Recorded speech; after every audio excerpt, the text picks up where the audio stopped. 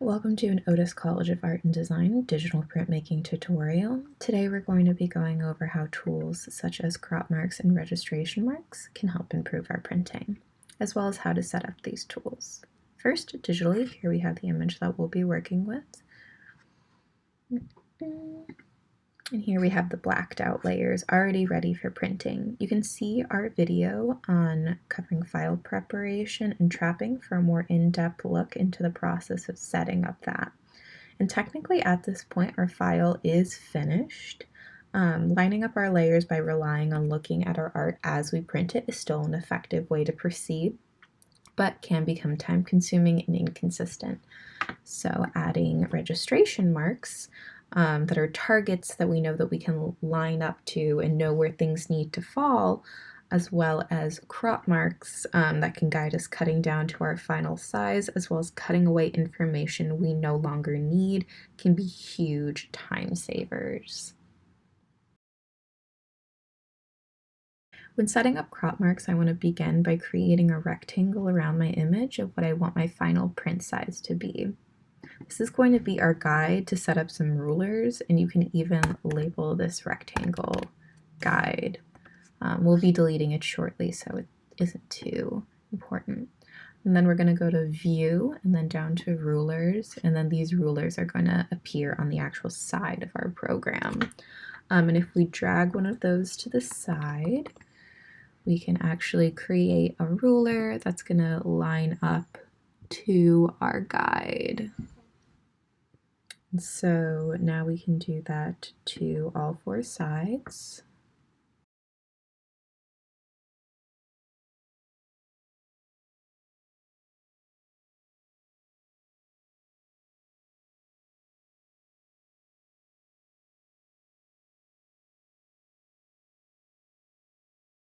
All right, and so if we come to a point where we realize that we need to delete a ruler, then we just drag it back to the side that it was on.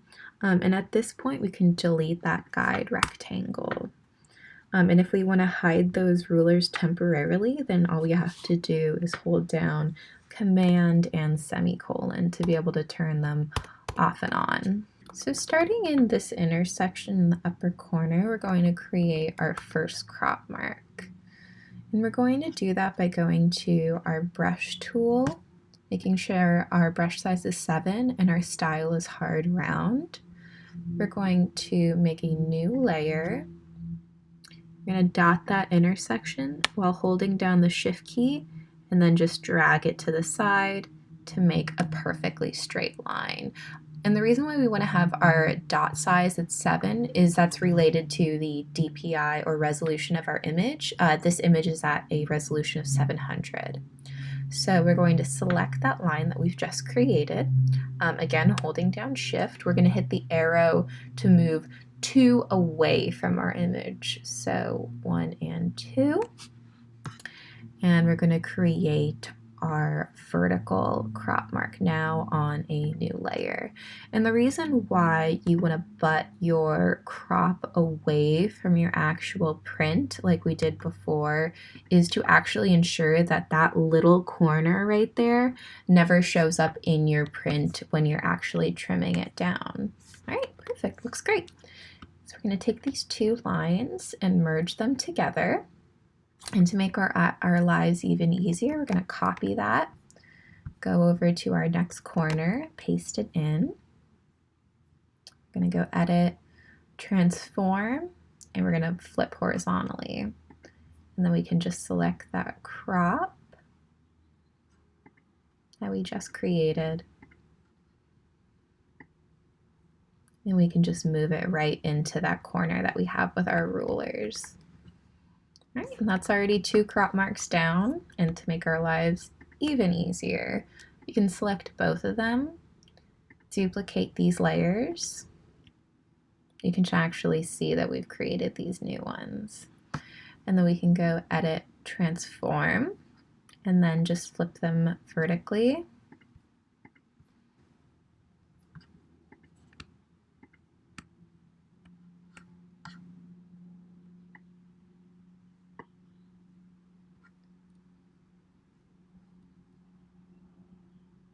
just like so. All right, perfect.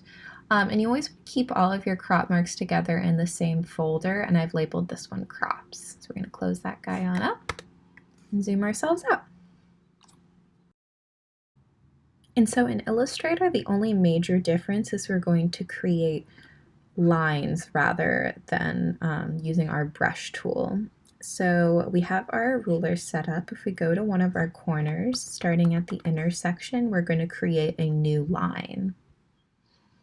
So we're going to go to our line tool right down here.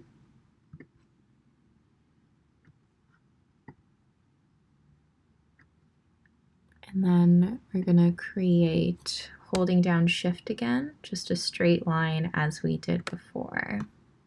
So if we select that, we go to Properties, we're going to make sure that there's no fill and that the stroke is black, as well as the point size being 1. That's what's going to expose properly, and that's what's also going to come out when you're doing like risograph stuff as well. So to back it off, we're again going to hold down Shift, a little bit to the side. Then we're going to create our new line segment tool. Same as before, starting at the intersection, holding down Shift, and moving up to create that solid line. We're going to highlight it, holding down Shift again, and moving it off the edge. All right. But let's say my file had a large flat as the background, similar to this red layer, and I want it to be completely full bleed. I would want to give myself a little extra room around the background going over my crop mark to actually ensure a trap for my crop. So we want to make sure it does go over that little lip over there. And honestly, the easiest way to do that is to go to your actual layer. We're going to go to our brush tool, just make it very large, and then we're just going to add a little lip around it. I'm actually going to go to not my colorized version, but to my blacked out version. We're going to go to our red flat, starting at that intersection. You can also, to create a straight line, dot one side of it, go up to the next part, and then hold down Shift at that point, and then click it, and then that'll also connect those two lines. And so we'll just do that to all the corners.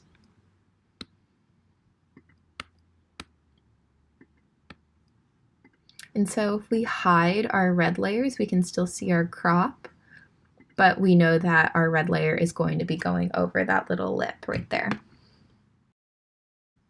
Now, this last step I find a lot of students tend to overlook, but it can really help so much, which is adding registration marks to your image, which are these little targets up in the corner. In programs like Illustrator and Photoshop, there's actually a way when you're printing out your images to be able to like add crop marks that the program will automatically do for you. I'm not the biggest fan of that, so I actually have a registration mark saved on my computer that I like to place in as well. Set that to multiply. And the other thing is I find the lines of the preset registration marks to be pretty small. So to make sure that they come out like visibly thick, I do like to have one pre-saved. That's like my preferred registration mark. And so just as before, we're going to just add these to our different sides.